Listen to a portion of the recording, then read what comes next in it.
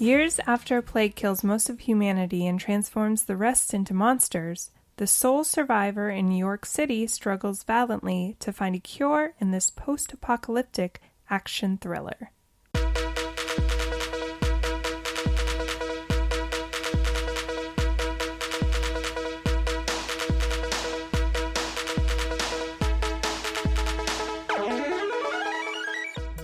This is Ryan. And this is Ashley. And this is Ruining Our Childhood, a nostalgic weekly podcast where a married couple rewatches and reviews our favorite 90s and 2000s movies to decide if they hold up to our adult standards. That is this podcast, and hi, welcome to another great episode. Episode? I'm broken. Yes, you are. Remember 2 days ago when I literally could not talk at all? No. I kept saying, like, I thought I maybe was having a stroke. I kept saying words weird.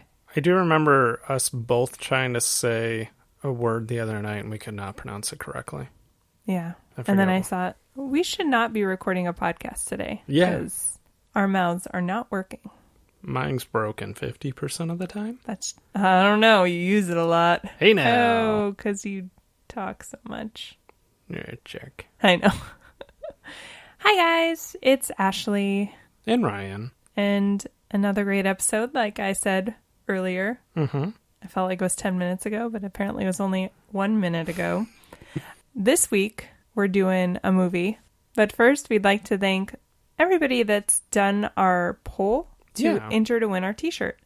Which, if you don't know what I'm talking about, we're giving away a free t-shirt to anybody that joins the Ruiners Club. Not to anybody, to one person that joins the Ruiners Club and takes our quick poll. It's literally 3 questions. Mm-hmm. And it's a sweet t-shirt that if you can figure out the logos that are on the shirt, you will know some of the future Ruiner Club movies. Yeah. Yeah. That's true. For the rest of 2020, at least. Yeah.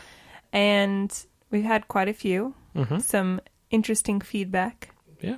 Like, my leg itches. I was going to say, good to know someone's leg itched. Jerks. But we actually did have very constructive feedback on quite a few. So if you haven't done that yet, definitely do it so you can enter to win that t-shirt. It's free. And speaking of t-shirts, thank you to anybody that has gone over to our store. Yeah, we've had a couple sales. Yeah. That don't include us. Yeah, that don't include me and Ashley buying the stickers ourselves. Yeah. We did buy the t-shirts. They turned out really nice, I thought. I do want to put up a picture of us wearing them. Maybe I'll put on some makeup. Maybe I'll get a haircut. Yeah, you need a haircut. Yesterday, I kept telling him he is hitting John Ralphio territory. Yes. On Parks and Rec. We just need to give him a skinny scarf so that he can do his best impression. I had the great brainchild of trying to switch the part in my hair. Yeah. And that's what made it so John Ralphio, because your hair, it was like competing against each other. Half of it was going one way, half of it went the other way, and my hair was standing up about 4 inches high. Yeah. It was a good look. My hair is just getting longer and frizzier. Yeah. But anyway. That was Hair Talk with Ryan and Ashley. This week, we're doing the 2007 classic I Am Legend, a recent winner of our weekly poll, and Ryan is shaking his head because he's so angry. You guys let me down. Did you really have a lot invested in 2012? No, but it was my movie, and I was behind it. Right. Okay. I get it. I don't know why I thought this movie came out in 2008 until today. I know it came out at the end of 2007, which probably played into it. Right. So. We saw it together. I know. Yeah. Anyway, hit us with some 2007 facts by going down memory road. T-shirt available now. This movie was released on December 14th of 2007. It had a budget of $150 million and grossed $585 million. Damn! Hey, do you guys remember when movies used to make money? That was nice. Yeah. Simpler time. Not no more. Not no more. Not no more. Damn you, movies. Popular TV shows from 2007 were American Idol, Dancing with the Stars, and Desperate Housewives. Mm-hmm. Popular songs were Timbaland featuring Nelly Furtado and Justin Timberlake, Give It To Me, Rihanna featuring Jay-Z, Umbrella, and the number one song the week the movie came out was Alicia Keys' No One. Umbrella is 13 years old. Yep. That's crazy. Oh, I forgot to give the popular movies. Look Go at ahead. me. Popular movies. Spider-Man 3. Decisions were made, folks. Second most popular were Shrek the Third, and the number 3 movie of the year, Transformers. I was gonna see if it was another third sequel. Yeah, no. I did see Harry Potter and the Order of the Phoenix was number 5. Oh, number 4. Pirates of the Caribbean at World's End. The third one in that series. Wow. And also number 7, The Bourne Ultimatum. Third in that series. They said ultimato. The Ultimato. You either get half the tomato or all the tomato. Shout out to Community. Do you think people come for the Community references on a movie podcast? I think they come for the delightful banter and they stay for the Community reference on the movie podcast. Anyway, we saw this movie together. Mm-hmm. It's another... We don't have a lot of movies where we did see them together. Yeah. That we've done for the podcast. No. Mm-mm. Obviously, Will Smith is Will Smith. Mm-hmm. King of the box office, at least in the 2000s for the most part. Yeah. Action movie. Zombie type vampire Are types. you talking in soundbite? Action movie? King of the box office? I remember loving this movie because it combined things that I find fascinating, end of the world type scenarios that could possibly be true. I said scenarios. Scenarios. I was being fancy. And then also, I don't know, Will Smith. There's only so many actors that can pull off a movie where he's literally the only part of the movie for a good chunk of the movie. I haven't seen this in like 5 years. I was going to say, I don't know the last time I saw it. I do remember when the movie came out, you immediately bought the book and read, and you read the book in like 2 days because you loved it. And it's a lot different from the movie. Mm. I mean, it has elements of the movie, but like in the book, the monsters can talk and they're basically human. They're just different. Whereas I think in this film, if I can remember correctly, they're very monster-like, but they do have a sense of humanity and like within themselves. A sense of like some sort of brain function, I guess. Yeah. Compared to like regular zombies. They plot. Yes. Yeah. They can plot. They weren't just brains. Yeah. No. What do you remember from this movie? The same thing? Very similar. I do remember, like I said, them plotting. And I remember him going and renting movies. Yeah. Obviously, he's not renting them. He's just borrowing them because there's no person there. He's not exchanging money. Well, I think he does bring them back. He does. He does. He's a good customer. Imagine being alone in the world. You have to have some structure to your day. Yeah. And he definitely does, as far as I remember. Yeah. He had his, like... timers. Yeah. That's very true. We'll discuss that more after we rewatch the movie, of course. If we want to answer the question, do you think this movie's going to hold up? The only thing that I could see hurting it would have been the CGI. Yeah. And I know it's almost 13 years old, and obviously CGI is constantly evolving, but I don't remember ever thinking it was bad CGI. I think in the depiction of the monsters, they looked a little animated, if I remember correctly, but it'll be interesting to see how that's fared. Yeah. So I personally, I think it's going to hold up very well, because you brought up, we both are fans of Will Smith, have liked a lot of his movies. So I think that's going to definitely help. And I don't ever remember thinking it was a bad movie. No, I enjoyed it. Yeah. I mean, if you read the book and then you compared it to that, and I know they did a version of it with Charlton Heston in the 70s. I've seen parts of it. That. It's a little closer to the book. Okay. But no. Nope. Never knew it existed until 10 seconds ago when you brought it up. It's called like Omega Man or something like that. Oh. I'm going to look it up. 1964's The Last Man on Earth and 1971's The Omega Man. Oh, I didn't know about that first one. And from what I can remember about the Charlton Heston one is that it for sure is a little closer to the book in the sense that the monsters are a little more human. Mm-hmm. But we'll talk about that when we get back after we go watch this movie. Where can they stream it? Basically, you can rent it on anything if you don't own it. And like we do. Yes. And on Fubo, if you have the Fubo subscription. Fubo TV. We've talked about it before. Yep, I know. And I probably made the same joke back when we brought it up the first time. Ooh, speaking of which, it does have like live channels, it looks like. So guess who will be doing maybe a free trial of it when we want to watch the Emmys. Very nice. For who knows when the Emmys will be and what it will be like. It will probably be on 2022. Probably be on Zoom. Yeah. That's probably true. They're going to have a Zoom meeting to give out Emmys. Ugh, amazing. Anyway, we're going to go ahead and hit the pause and come back and talk about I Am Legend. The show. Did I even say we were doing I Am Legend? I don't know that we ever did. I feel like I said 2007 classic I Am Legend. Anyway. Well, hey, if not. That's the movie we're doing, guys. We're doing I Am Legend, guys. So I feel like you said it was a recent poll winner. But that doesn't mean we said the name of the movie. Well, at least you know now. Yeah. Also, it's on the description of the episode, so. Yeah, very true. Anyway, we'll be right back. Bye. Bye.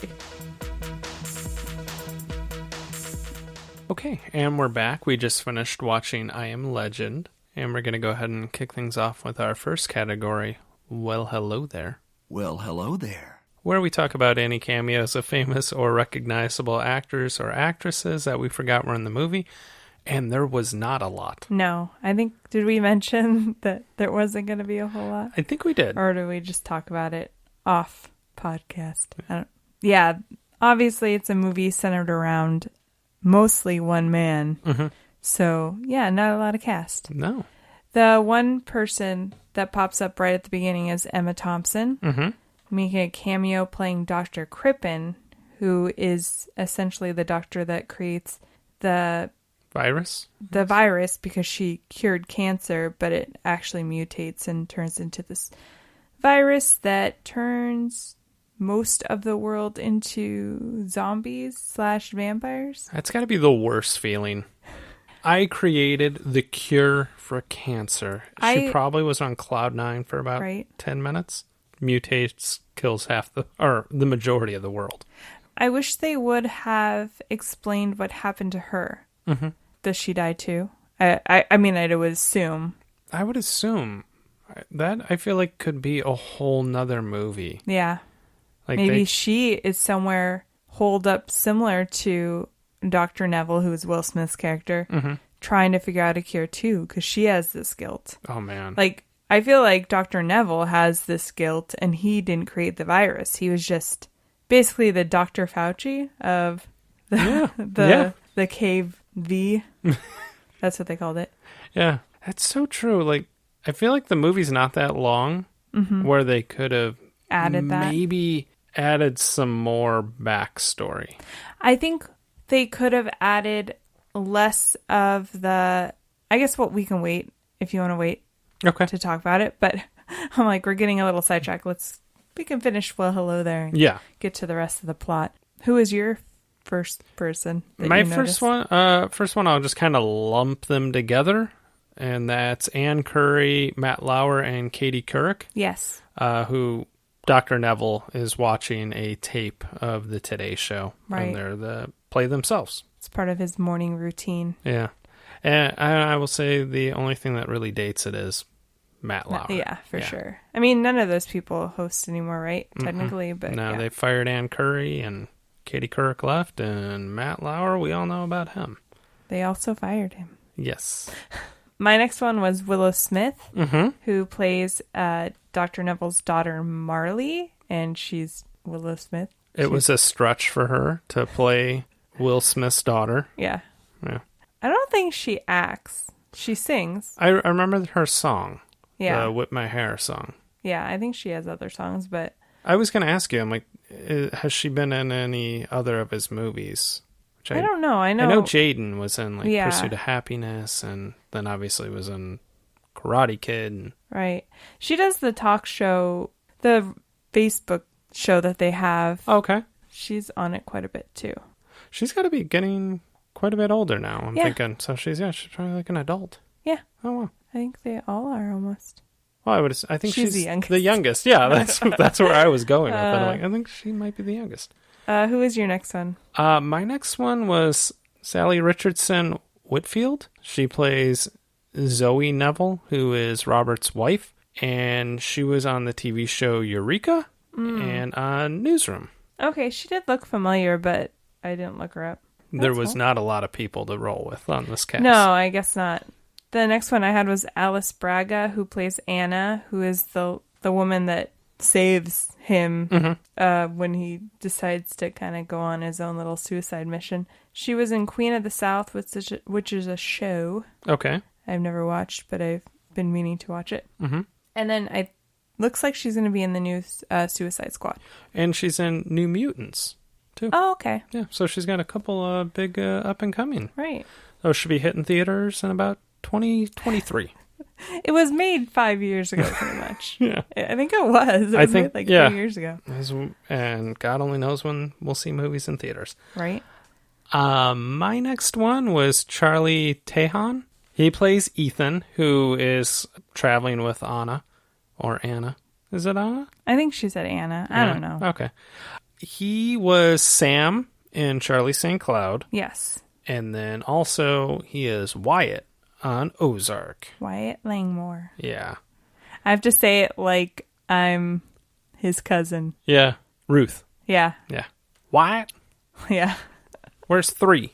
That's when we started watching Ozark. I was like, this kid looks so familiar. And then I remember looking him up. I was like, oh, he's the kid from I Am Legend and Charlie St. Cloud. I think this was the first time I ever looked up his IMDb. I realized he played the Scarecrow on Gotham. Oh. And he's steadily been acting in well-known things. Good for you. Yeah. Charlie Tahan. Yeah. Tahan? I don't know how to say your last name. Gesundheit. Did you have anyone else? The only other thing I saw, just because when I was scrolling through the cast, I saw Dash Myhawk plays the alpha male, which obviously he doesn't have any lines, but they used him for basically like the outline and to do all the movement.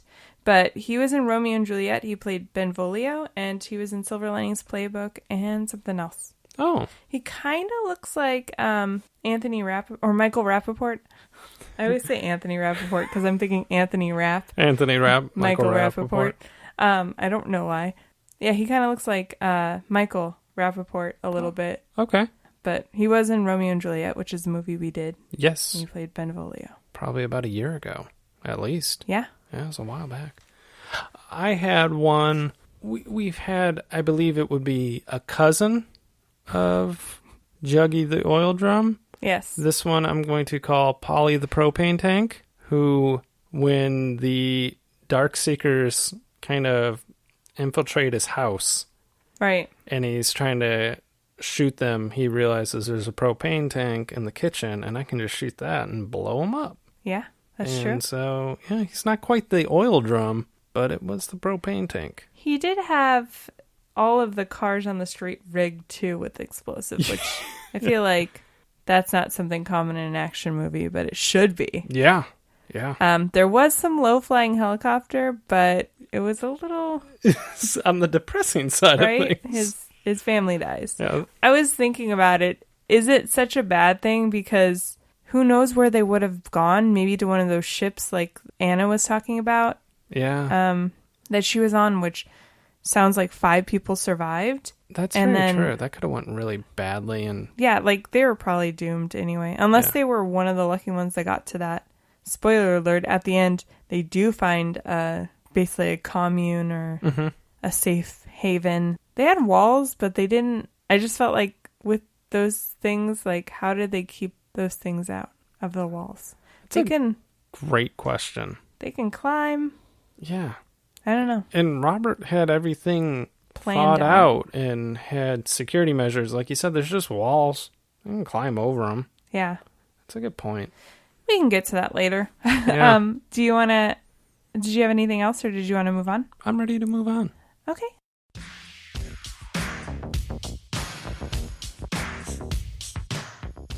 The next category is called Kids Would Call It a Throwback. We call it the prime of our teens or the prime of our early 20s, where we talk about fashion because there's so much fashion in this apocalyptic movie, and offensive jokes and dated references.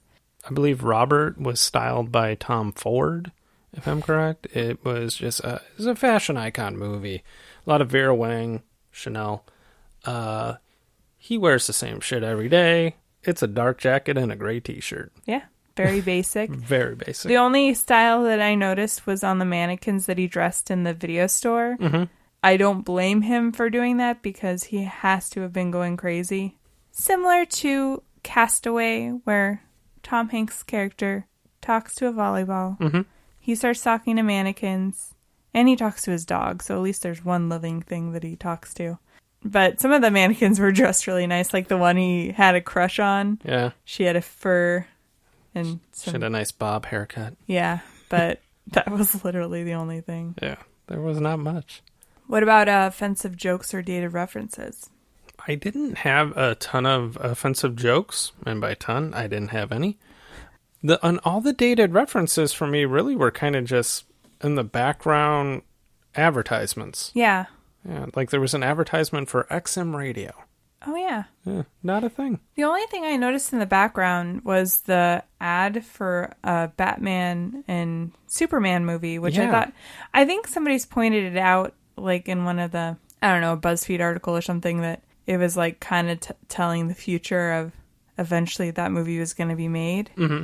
But it did say 2010. But I do realize this movie is set, technically, the start of the virus is in 2009. Mm-hmm. So it's actually set in 2012. Yeah. Which is the name of the movie that it went up against. What? Whoa! I like how you brought that all around. Yeah. Yeah, I remember when we saw the movie the first time in theaters, picking up on the Batman and Superman movie thing and going, is that going to come out? Spoiler alert, it comes out in 2017, and it wasn't that great. That's true. It was a little disappointing. But I was super, like, the thought of it, super excited about it. That's true. Yeah. That's pretty much all I had was that Shrek was playing when he woke up from the Darkseeker attack. Mm-hmm. Well, his suicide mission, basically, to avenge Sam's death. Yeah. The only other thing I had is that he just goes to a DVD store a lot to rent movies to watch. And it sounds like he's been slowly making his way through the movies. Alphabetically. Yeah. Yeah. Which is probably something I would totally do. I was thinking the exact same thing. I'm like, I would do that. Also, I'd never leave my house. I'm sorry. You gotta imagine there's no Netflix to stream, no Hulu. Well, this is all pre that, pretty much. There's probably all the TV shows, everything's ruined, and you wouldn't be able to get a TV channel. Yeah. So yeah, totally gonna just watch every movie ever made. Not a bad way to pass your time. No, it's not. No. He has a lot of activities that he does. Mm-hmm. Keeps a very good schedule. Keeps it tight, working out. He does keep it tight. They do have a scene where he's just working out. They did have a lot of Bob Marley playing, and it has a significant, meaning to him as far as it being his daughter's name. And then just the message when he was explaining to Anna about why he loves Bob Marley too was kind of nice. Because I think he sees himself as that, trying to put goodness in the world. Yeah. Even though it's completely collapsed and... Total shit show. Yeah. Are you ready to move on to the next category? Yes.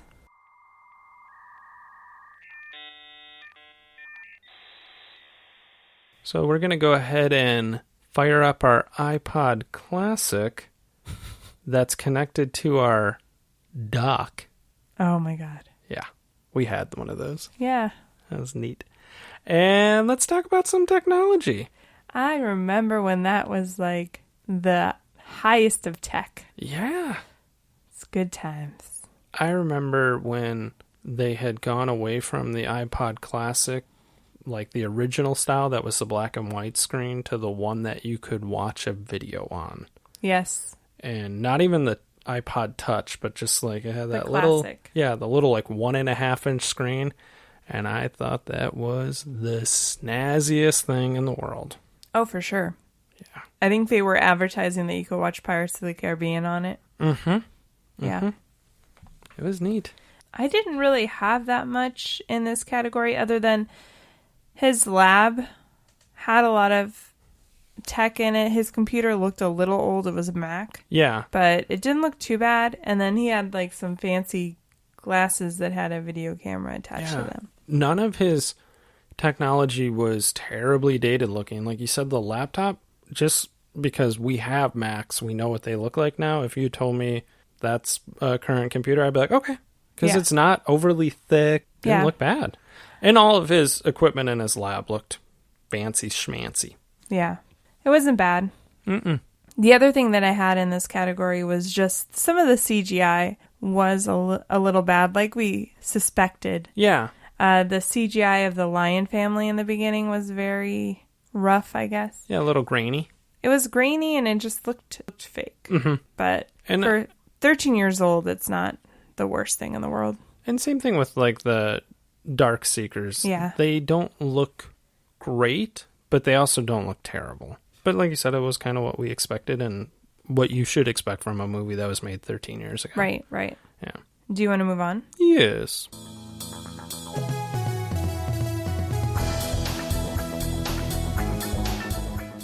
The next category is called Is It Even Good? Where we talk about the plot and the plot holes, and we talk about our funniest and cringiest moments of this apocalyptic movie. Mm-hmm. So many funny moments. It's hilarious. This comedy. What did you think about the plot?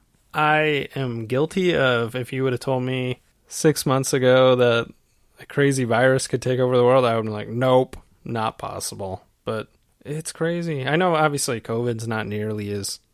It doesn't have a 95% kill rate, as Robert Neville said. No, not nearly as bad. But I wouldn't even thought that was possible, what we have now. That's true. Yeah. No, I mean, it does hit a little close home. Like I mentioned, like Dr. Neville ends up being kind of the Dr. Fauci in the sense that he's trying to warn people of this and he's trying to be helpful. Yeah. But it didn't work out, obviously, because the world has essentially ended. Mm-hmm. I thought for what it was, like the virus may be extreme and made up and, you know, for movie sake, but I think how it was handled and mishandled is kind of realistic. Yeah. Very realistic, unfortunately. What about any plot holes? I only had one, because I think a lot of his actions would be the actions, and I'm like, I would have did the same thing. Mm-hmm. Like you mentioned when he kind of creates a suicide mission for himself after Sam dies. I'm like, yeah, I would have did that. Yeah. The only plot hole I really had was when the Dark Seekers have kind of taken over his house and he's in the basement and he has Anna and Ethan kind of getting a little cubby and he's like, stay there till daylight. And then he has a grenade. I don't understand why he just didn't force the door open and throw the grenade and then close it behind him. Climb in there with Anna and Ethan. That's a good question, Ryan. It's a very good question. Yeah. I feel like because we do own this movie and we've seen it several times, there is an alternate ending. Yes. Where he does survive, or he might do that exact thing. Oh. And they all go to that commune, and which I don't know why they didn't have that ending. Do you remember how it ends in the book? They trick him. The Anna character is one of the Dark Seekers. They trick him into thinking that she's human, and he takes her into the house, and she basically says, like, we should be allowed to kill you because he's a hunter. To them, this is the thing. To them, and essentially the movie Dark Seekers, he's a monster. Yeah. at one point they show a wall of him, of his test subjects. So he's hunted several of these things. So to them, he's a monster who's effectively hunted and killed all these people. In the book, it's the same thing. He hunts them, he studies them, he's trying to find a cure. When in the book, they're actually way more human. They can talk. I think they still eat people, but, they can talk. And he basically, like, sacrifices himself. I think they, like, hang him or set him on fire, like, witch style. Holy shit. Yeah. It's pretty dark. Yeah. But, I'm sorry to get off subject, and I didn't even get to ask you what your plot holes were, but you just friggin' blew my mind. And I know the book is in the other room, and I can read it. Yeah. No, I really liked it. Now I kind of want to. Yeah. I do remember distinctly you not being able to put the book down. You really liked it. To the point where I took it to work, and I literally read it at work. Yeah. Fun fact, Ashley worked retail at the time, guys. It's not like she had a job where she was working at the desk and she, during downtime she could read it. No, she was working retail. I was working in a photo lab and I was reading it in the corner. Yeah. Pretending to do photo type things. Yes. Good times. Okay. Back to plot holes. Sorry. No. Okay. My first plot hole. Okay. And you have seen several YouTube fail videos of people using that pull down bar. So there's no way he used that pull down bar and not fallen on his ass, right? I would like to see actual people use that and not fail. That's so true. Yeah. That's a joke. Yeah. He's very fit in this movie. He is crazy fit. Also, I don't think Sammy would be such a bad girl and not listen to him and go into that dark. It was actually a bank, I realized. Yeah, because there was just money on the ground, Yeah, too. There's money on the ground, and then they showed, like, the safe door. And it is a extremely well-trained dog. Yes. In the beginning, they show him, like, stop her from possibly getting attacked by a lion, but letting the lion family take the deer that they're hunting. Mm-hmm. And she stopped and, our dogs would probably have ran away in fear, but yeah, she stopped and was like, okay, let's go home. I do have an idea that she was trying to kill him. Whoa. Because she went in that room and then she hid. And then he was trying to coax her out. And she's like, oh, no, I'm scared. But then the minute the monster came and started attacking, she's like, I'm out. She just books it. Yeah. And she makes it out way faster than he does. I don't know why she wants to kill him, but no. I'm just saying. Because he makes her eat all of her vegetables. That's true. She's like, you make me eat my vegetables one more time. Fucking asshole. I know where these things are. I'm going to get you. She can sense where they are. So I'm just saying. Sam was trying to kill him. You might be onto something. But then she actually does save him later in the movie, so. Very true. She does. Oh, did you have any plot holes? Other plot holes? No, that was the only one I had. Did you have any other ones? Just his complete ignorance when it comes to the Darkseekers. I think he's gotten to the point where he just sees them as these animalistic monsters who have completely, and at one point he says they've completely have gone animalistic. They don't even know how to protect themselves anymore because when he captures the last female Darkseeker to test, he mistakes her mate, like his almost going out and he's like screaming at him. Like he makes the screaming call. He mistakes that as like stupidity. Like they don't even know that they're not allowed to go in the light or they die. Yeah. But it was like, you just took my mate. Yeah. So.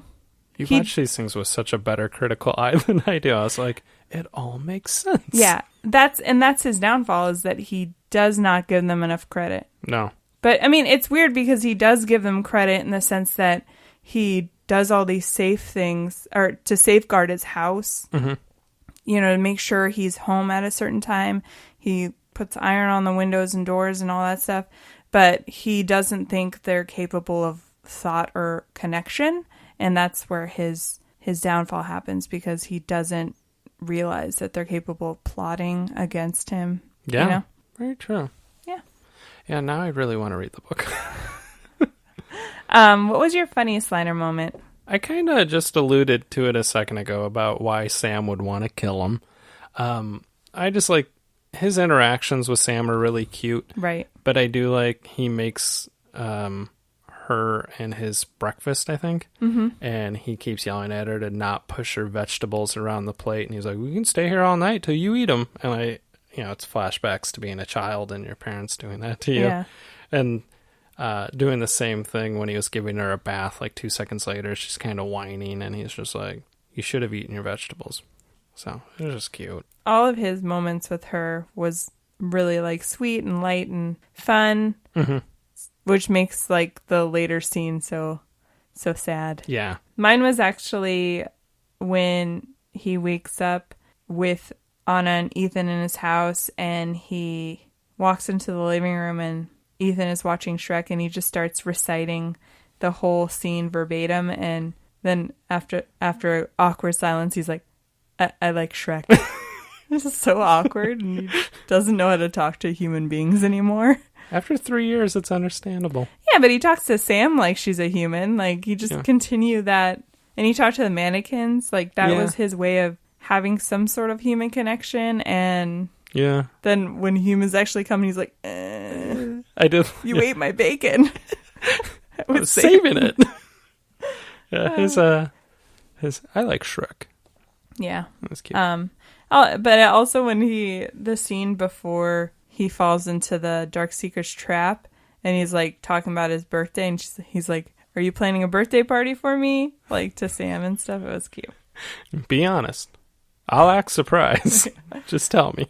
What was your cringiest minor moment? I struggled to find a cringy moment, and I kind of settled on Anna not knowing who Bob Marley was. Yeah.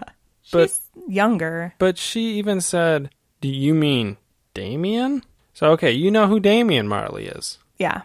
So you should know who his dad is. That's true. I mean, Damien Marley isn't super mainstream either, so you would think if you knew who he was, you would know. Yeah. And I do like... That could be a plot hole. But I did like when he was like... Robert starts singing, I shot the sheriff, and then just the way he hits the high notes. Yeah. He's like, but I did not shoot the deputy. Yeah. That was good. Yes. I just did the moment he had to kill Sam. Because it's just so sad. It really is. And then he started singing Bob Marley, which he ruined that song. I think this movie has ruined that song for me, because whenever I hear that particular song, I think of him being alone or being afraid, like he's like holding Sam in the bathtub, like in the very beginning, and you just hear the sounds of the Darkseekers, which I think this is one of those movies where I feel like the beginning scenes before you see the Darkseekers are so much more creepier, and then when you see them, they're creepy, but it kind of almost ruins the illusion. Yeah, because they build this suspense with you where you just see the back of them, and it's real quick. Yes. So, yeah. Or just the sounds of them are frightening, and you hear, like, them running in packs, you know? But you just see his reaction to it. Or especially in the scene where he's in the dark bank looking for Sam, and you can hear noises, but you see, like, the fear in his eyes, and that's scary. And that whole scene just reminded me of, because it's like dark hallways and you're just waiting for something to lunge out, of playing Resident Evil when I was like 12 with my friend, because my brother had it, and just there's one part of the video game where you're in the house and it's just this long dark hallway, and I just remember like walking very slowly down the long dark hallway waiting for a zombie to pop out. The only thing that I can think of that even compares was when we used to play Left 4 Dead. Yes. And we would be sweating. Oh, and then like the noise the witch zombies would make remind me we would panic and we're like, get away, get away, get away. Is that what they were called, the witch zombies? Yeah. Yeah. They would scream. Yeah. God, I love that video game. Oh, that game was so damn good. Yeah. We'd get so many fights playing it. Not as much as Super Mario Brothers. No. Yeah. This has been Domestic Violence with Ryan and Ashley. Brought to you by video games. That's pretty much all I had. I think we talked about everything else. I'm glad we had a name, or that Anna calls them the Darkseekers. It's like the last 20 minutes of the movie. Because as I was writing notes, I was like, what are these things called? Monsters? Vampires? Zombies?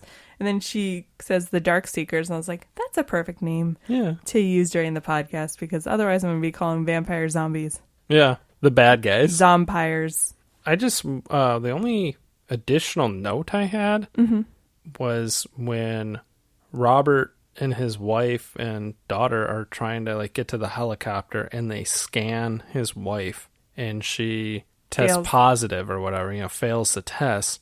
And he freaks out, and he was like, test her again. And they test her again, and she passes. Right. Which I'm like, it goes along with just poor testing. And that did make me think, they're sitting there scanning people to let them onto the airplanes. Mm-hmm. And, yeah, so if the test isn't very accurate, you're essentially denying a bunch of people passage because your test is faulty.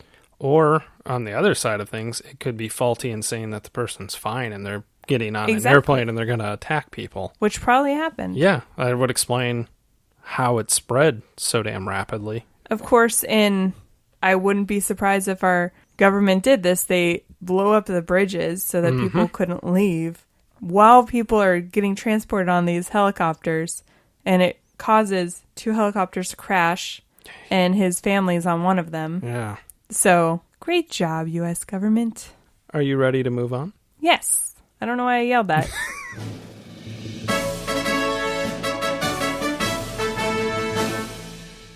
As always, on Ruining Our Childhood, it is award season. We give out 2 awards every week, the first of which is the valedictorian to the Nicolas Cage Online School of Bad Acting. Who did you give your award to?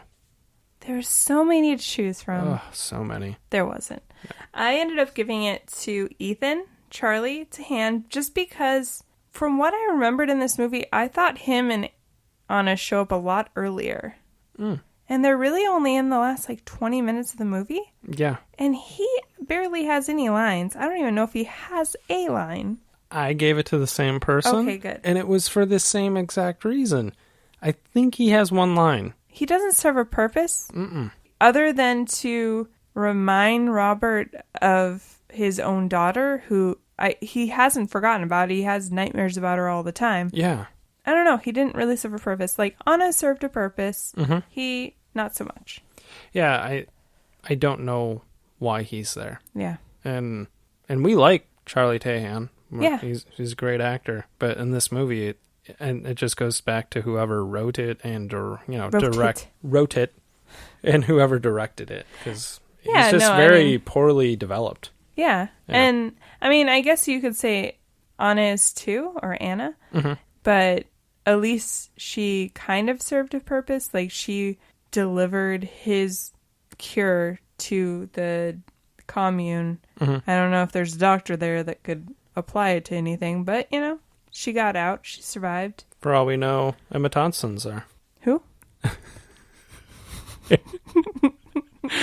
That's right, I said Emma Thompson. For all we know, Emma Thompson is there. I would think that people would not allow her to be anywhere near them. That's a good point. She probably got murdered. Yeah. I wouldn't blame him. Or she's in a cabin somewhere trying to, like I said earlier, trying to do the same thing that Robert Neville has done, try to fix her mistake. Yeah. But very true. Do you want to go to the next award? Mm-hmm. The next award is the Thomas J. Hanks Award for Exceptional Acting. Who did you give your award to? I bet you can guess, but I gave mine to Will Smith. I thought you were going to say Sam. Sam was awesome. That's obviously Will Smith's main scene partner. Right. And I like the scene where Robert had chased her into the bank, and there's no talking really. And he sells you on how terrified he is. You can hear the noises he's making as far as his heart beating and just his facial expressions and just everything just in that scene where he doesn't even need to talk. Yeah. And you feel the terror. I remember watching that in theaters and being scared to death. I'm pretty sure I was like clenching my fist because it's the darkness. It's the, again, like I said a couple of minutes ago, it's the not really knowing what you're looking at. Yeah. Like, or what you're expecting, what the monster is supposed to look like. Because at this point, they hadn't showed them. I'm pretty sure when they showed them, I gasped. I was like, oh! From behind, they're scarier. Like, the less you know about them, I think the scarier they are. But then when you start showing them more, like when they're attacking, they're like scary because they're fast zombies, essentially, but they're not as scary. Yeah. I kind of wish they would have went the other way around and actually took the time to do makeup and stuff, but I know that probably would have been expensive. Some of the stuff that they had them doing, like climbing on top of that arch. Yeah. By the in park. The park. Yeah. Yeah. If you would have had humans rather than the CGI. Yeah. I would have took that. I also gave it to him. Mm-hmm. Just because, like we said, most of this movie was just him and Sam, the dog, and it was still really interesting. Yeah. He carried the movie himself pretty much. And, you know, the lighthearted moments were nice between him and Sam. And then those scenes where you could see, like, the sadness or the loneliness in his eyes, especially, like, at the video store. Mm-hmm. He did a really good job. He's obviously one of the most famous actors, a very talented actor. So, and this movie depicts that. Yeah. Well, I think. I kind of forgot about it when he was in the video store and he was pleading with the mannequin to say hello to him. And then when he, one of the scenes I wanted to talk about, but I decided to wait for this moment, was when he sees Fred not in his place because it's a trap. Mm-hmm. You could tell, like, in his mind, he's going through his head, like going, am I going crazy? Did I move them? Or did he move them? Is he real? Yeah. But again, he ignored the clear, simple fact that these dark seekers moved him and it was a trap. And he walked right into the trap because he underestimated them at every turn. Yep. So, good job. Way to go, Robert. I think he was just so blinded by his need to try to fix the problem. And he wanted to fix the world, even though the world was pretty much gone. It's a shit show. But also, I would like to point out, he's a very flawed character in the sense that it's like his way only. He can only see his way, which is to try to solve this problem. He doesn't divert from his regiment down to the fact when Anna tells him about, you know, there's a safe place. He doesn't want to believe it. Yeah, he's like, no, everyone's dead. Of course, I think that's like a movie ending, happy ending where it happened to be true, which I think nowadays I don't see that being true in a movie where it would be like, let's end the movie on her actually finding the commune and everything's better. And obviously it's not, but it's like a little bittersweet, I guess. Mm-hmm. I don't know. But yeah, I'm glad we had the exact ones. There was not a lot to choose from. That's true. That's true. I did want to give a award to Sam the dog for being the best dog. Yeah, she was a very good girl. She was a very good girl. She tried to help him. I mean, I know I said earlier that I think she was plotting to kill him, but I think she was just trying to, you know, get him back for trying to get her to eat vegetables. Who can blame her? Yeah. But I did like when he had to cut himself down from the trap and he stabs his leg on accident. And she's just like giving him kisses. She's like, is this helping? Is this helping? Which is what our dog would do. Yeah. So should we answer the question, does this movie hold up? And what do you think?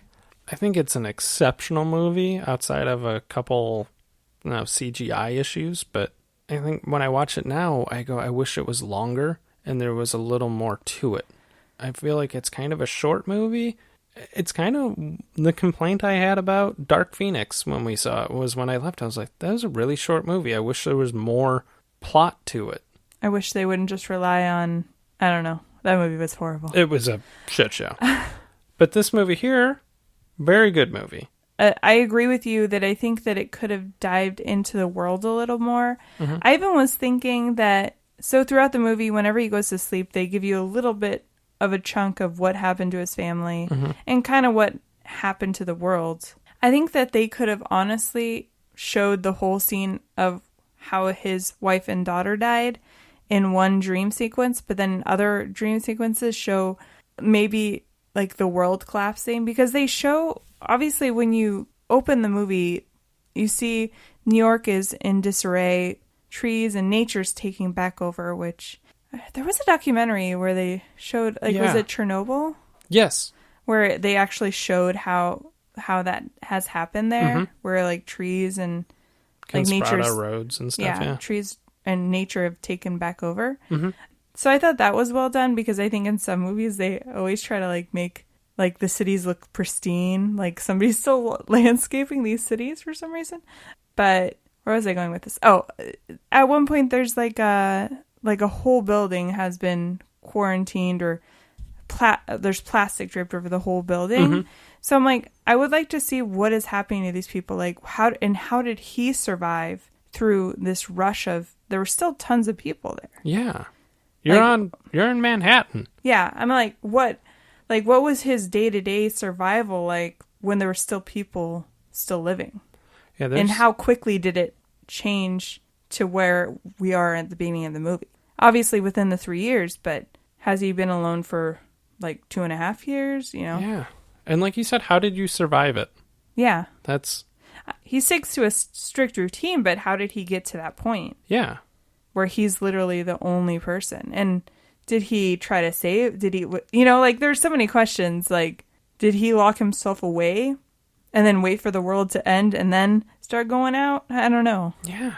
Definitely someday they need to remake this, make it longer. Yeah. And the CGI will hold up at that point. But give us more beef. Yeah, I think it's like the premise is really good.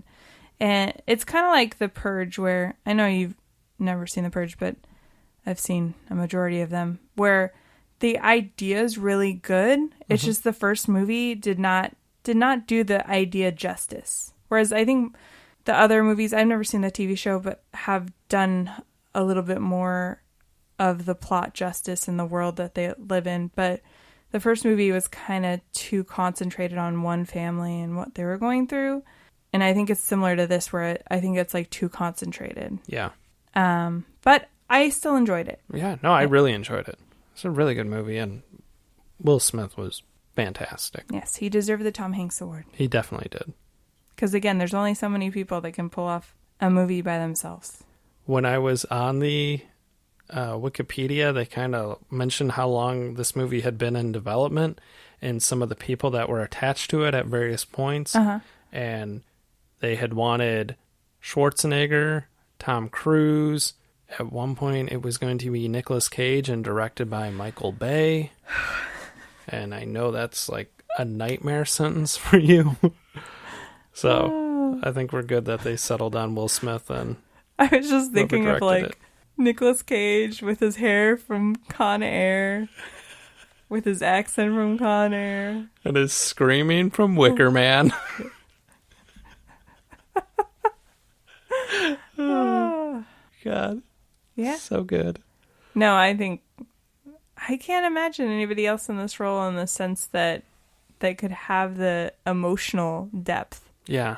I mean, there's plenty of good actors, but none of the ones that you just said, no, not at all. Not Nicolas Cage. Did we answer the question, does it hold up? I said I thought it was exceptional, so yes, it did hold up.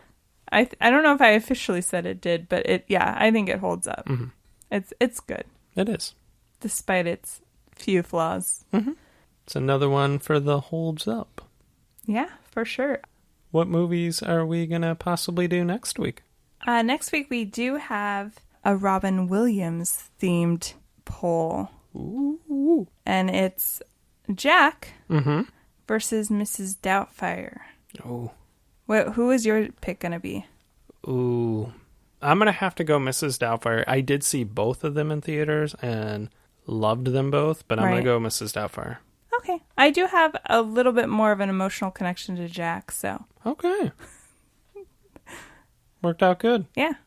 So that will be our poll next week.